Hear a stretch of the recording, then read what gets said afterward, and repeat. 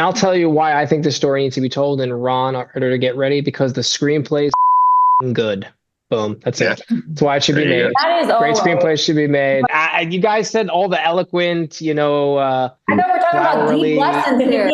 No, but I'm more of like it's a great screenplay. It should be A made. great Like I want fucking to see it get screenplay. made. Great It's a great fucking screenplay. Yeah, It should screenplay. be made. absolutely. If it's a So good that's it. Great it's a screenplay should get made.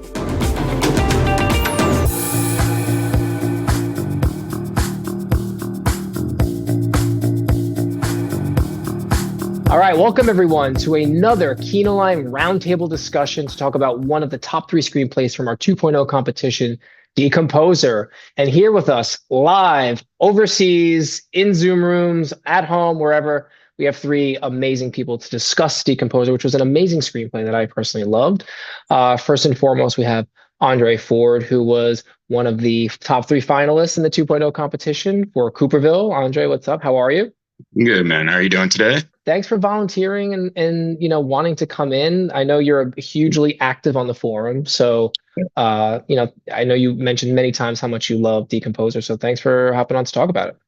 Thanks for the invite. When I got the email, it was a no-brainer. I was like, oh, I'll be right there. And then we have Georgina George, aka Georgie, and no, that's her full name. So Georgie, thank you for coming on.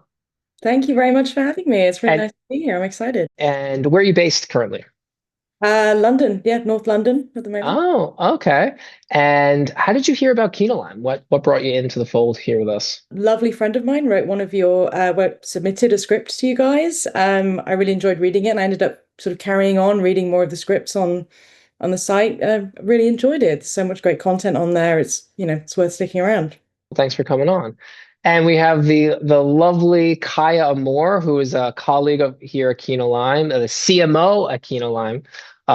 Big fan of Decomposer. I know, Kaya, when you read this, you were like, we were texting like crazy about it, and you were so vocal about how much you loved it. So thanks for coming on too. Of course, absolutely, yes. All the scripts that have come and made it this far have been incredible. I have so much to say about so many scripts, but Decomposer definitely was a top contender, and I'm really excited to dive in and talk more about it. All right, very cool. So let's get into it. So Andre, I know that you're obviously a writer. Georgie, do you write at all, or do you have any interest in screenwriting? Well, I studied filmmaking and I've made a few shorts myself, but I actually focused more in sound recording and design, but I've been reading scripts for a long time and I'm a very avid reader, so that sort of crosses over those interests there a lot. All right. Well, we'll give you the first mic opportunity here to talk about Decomposer. So tell us, when you read it, what would you think? What was your first impression of Decomposer? I absolutely loved it. I think it's really different. I really enjoyed that sort of intersect between like the levity of it and then this these darker themes sort of making their way through. It's really really powerful. It stayed with me, and I think I like that it's got this stillness to it. There's not tons of dialogue. The characters are quite, the main character, this parasite, is quite quiet. I think it's quite, you can imagine this being a really physical performance. So it'd be really, really captivating and moody. Sure. And Andre, tell us a little bit about your sentiment on Decomposer. I know you're a big fan of horror, obviously. So what was your first impression? I did remember when it's a really quick read, which is really funny on the Kinolime site reading it, because it goes like, it seems like you skipped this page, and I'm like, no, I kind of want to keep going. But imagery is a big important thing with me anyway, and it brings you right there, like the grays of it, like the woods, and just this sense of, you're kind of like, what is happening? And it's this interesting kind of sadness that's with this parasite that's learning these traits, but they have a sense of humor as they're writing. You could tell, like, in some of the descriptions. Like, I did like that one description where it was like, George looks like a chemo patient that fell down the stairs. It was something like that. Yeah. That was great. Yeah, like that was really cool. And like the whole time he's like rotting and all this, but then you'll have something as beautiful as, well, I think it's kind of beautiful, like when they go to that one scene where everyone's singing the church hymns and he's standing behind the old lady in the wheelchair with this hammer, and there's all these people around and they just don't notice that. There's something so strange and odd about that, but it moves it's like what, like 70 something pages, and it kind of has this. And it's a quick read. Yeah, I want to touch upon Right. that, Kai, and hear your Yeah. opinion, because this is, well, I mean, what I look for in a screenplay, and I'd love to know what you think as well. But I love a screenplay, even when I watch a movie, when I'm not looking at the watch, when I'm not checking my phone, right? When I'm just going through a screenplay and I look up and an hour's gone by, I'm like, oh my God, I'm like already like, on page 70. This is what happened to Decomposer. Kyle, would love to hear your thoughts about your first impression. Yeah, absolutely. I have to agree both with Georgie and Andre, where I say Georgie, right? Yeah, right. Yeah.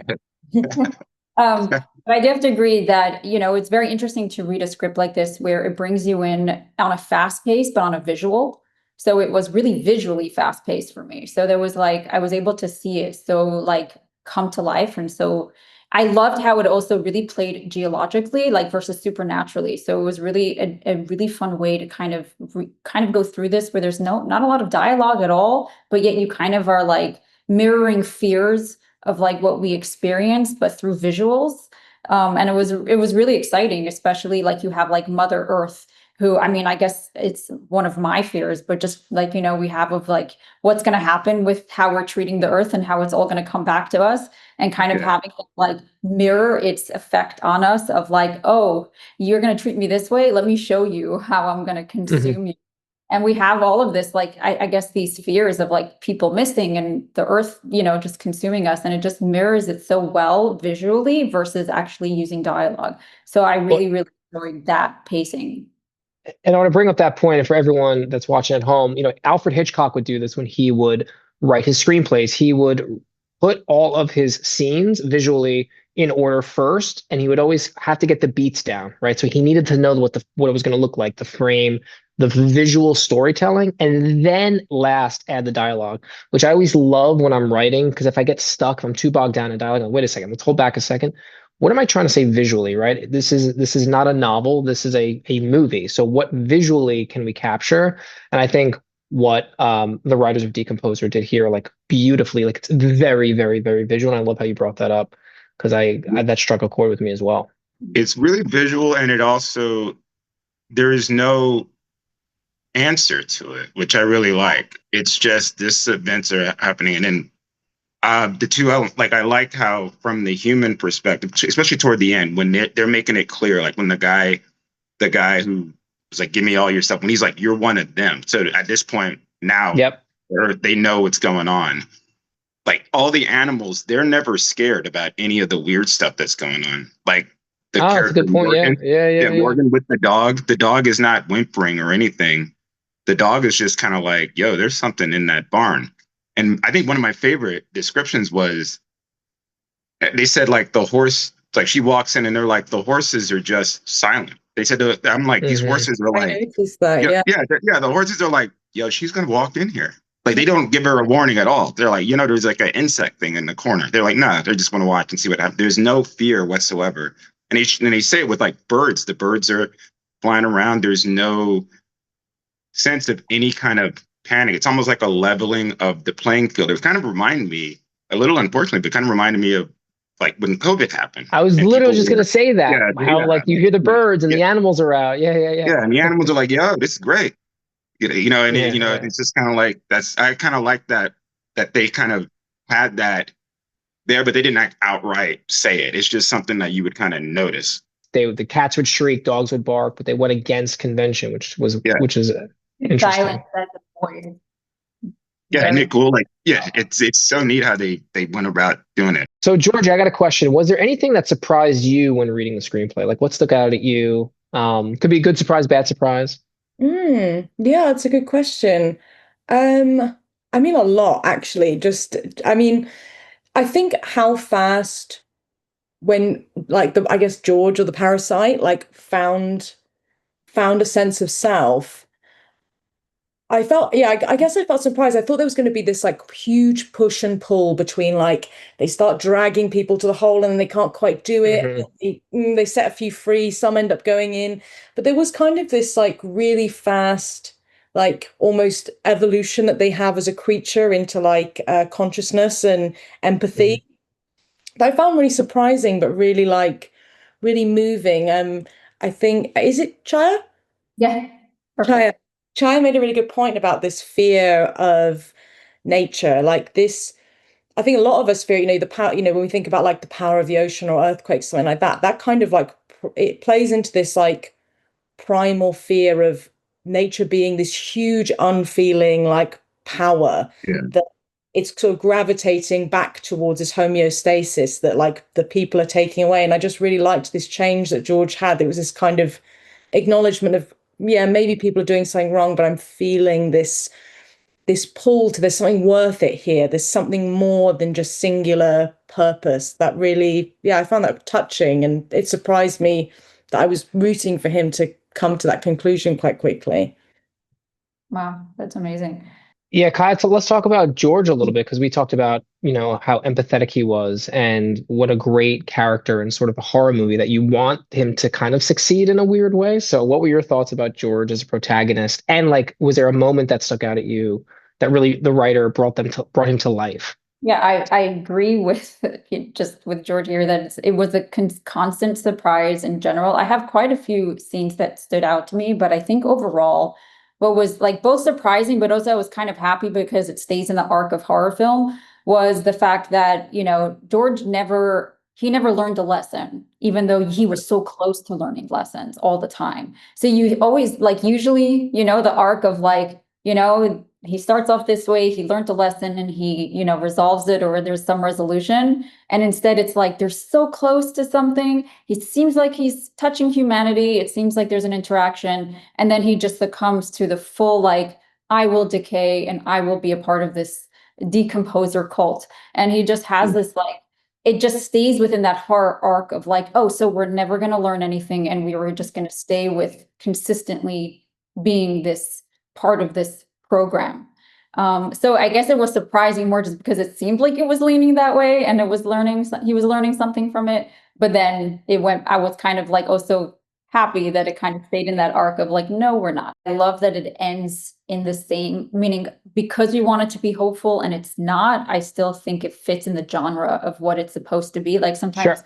we're moving away more to like, drama, but it's not. It's a horror film. So it does stay in that element of That's horror. a very good point. Which I think is very important because everybody has like a different style. And if your horror is your thing, I think it does touch. I think there's just ways. I also wanted to say I personally love The Silent Man, and I would have loved to know more about The Silent Man. It's such an interesting There were some character. He just keeps like characters. coming back. Yeah. I feel like maybe I would have loved to have gotten to know them in some capacity, and there could have been even more visually something there. But I think George Carlin said it best. He said, when people are like, we need to protect the earth, we need to, recycle more in this. And George Carlin said, pardon my French, but he said, the earth will be just fine without humans. Like we've had about 6 or 8 extinction level events and the earth is going to be just fine. So like the fact at the end of the movie, he's like, just because he's this parasite is now just kind of starting to feel this way. Mother or the whole or whatever made it very clear. She's like, nah, like we're cleaning house. Exactly. Kind of like the movie would just, the story was just kind of like I really like that last image of him. Just, he's like, you don't get the camera. You do not, we're not getting rid of this part of humanity. And he jumps himself into Hal Green going down to a pit. Yeah. We were just talking about how much I liked that song before you guys joined the call, but I agree that with both of you that I think it's right that it ends that way. Like he can't save the world, right? Like the force of nature has to take over, and him going in the hole and having a moment of sentimentality that connects with this human body that they're in is really nice. But yeah, it makes it scary. It makes it existential. Mm-hmm. That you go, oh, was that person he saw the last person? Like, is that, that made me. I was listening to that song after I read the script a few times, and I felt sick thinking about that. I was like, oh, imagine that this last person, and even those who have sort of taken everyone away are now choosing to go as well. And yeah, everything's resetting. But like you said, Andre, it's like, the earth doesn't need you. There is also something strangely hopeful about that. Like it's scary and it's kind of like, but it still carries on. Like it's a cold sentiment, but it is kind of like, yeah, there's there's some things that are just beyond our understanding, but it just feels right. And that's kind of how I felt. But I also like the moments where George, one of the cruelest things was when he left the senile lady right at the edge of the cliff. And I think he said, like, it's up to nature now. Like, it's up to the wind to blow her in. It kind of reminded me of that scene in that movie Under the Skin. This script reminded me of that movie. I don't know if you guys have seen that. But that was the next question I wanted to ask was, what are some comps that you felt about the film? Like, what the screenplay? Obviously, Under the Skin is very, very comparable. Yeah, it was kind of like Under the Skin meets like I kind of had a little bit of, maybe it's just because of the way it was written, but I had a little bit of, it reminded me of when I read The Road by Cormac McCarthy as well. Yes, very good. Under the Skin and The Road. But Georgie, what do you think of the comps? Do you guys know? I think it's Normal Hear You Scream. It's a story of the lady with she lives alone and there's a home invasion. And it's basically just a story of an alien comes down and extremely isolated. She's like a silent. You realize later on in the film that it took me like 3/4 of the way of the film because it's so captivating. And then I went, she's never spoken. She's never said a word. It's so about isolation and found family. And that, it reminded me of that a lot. I think for me, the comp was like the very anti-hero character of who he is, which was like the Joker, where it's like you kind of like have this anti-hero character, but that is the protagonist. And I really like thought of like, hey, like something like that can really actually become something bigger. And when I read this, I remember for some reason the Vincent D'Onofrio character from Men in Black. Do you guys remember? Oh, he's in the meat suit, and he's like, he's like an alien trying to be a human. Yeah. Like I read this and I saw a bit more humor into it because he's George. He's like this fumbling guy throwing people in pits. And lastly, this is one of my favorite questions that I want to ask everybody here, and we'll start with Andre. Is why is this a story that needs to be told? Well, just to be blunt, we're messing up the world that we live in. And it's a dystopian feel-good movie. At the end of the day, this parasite learns not hope, but joy. It's not cynical. This could have easily been just like a mean-spirited, we just follow this guy doing all this stuff. And he's just doing it. He's not enjoying doing this. He doesn't want to kill all these people. I mean, but he doesn't also not want to. He's like, this is what I do. Yeah. So it reminded me of that. What's the movie with Leonardo DiCaprio and the asteroids coming? Jennifer Lawrence is in it. He has that line don't look. That's right. He has that line at the end. He said, "We really had everything and we screwed it up. What a gift." And she kind of, the older lady, the senile lady, she literally says, like, she says the one thing that makes sense. She goes like, "We really had it all, and now we're complaining about it because now it's too late. We could have easily avoided all this." So I think that sometimes obviously the messaging is why. That's why I think it would be important. And Georgie, why does this story need to be told? I definitely going to slightly mirror Andre's answer in the sense that I totally agree thematically that it's ecological. There's a hopeful, non-cynical element to it that I totally agree with you on, that it makes us go, humans are worth saving in a world that is worth living in. Like the photographs that this parasite, this organism connects with the most are real smiles from real people living lives in a world that's nice to live in. And he kind of misses that golden age of humanity kind of just at the end of it all.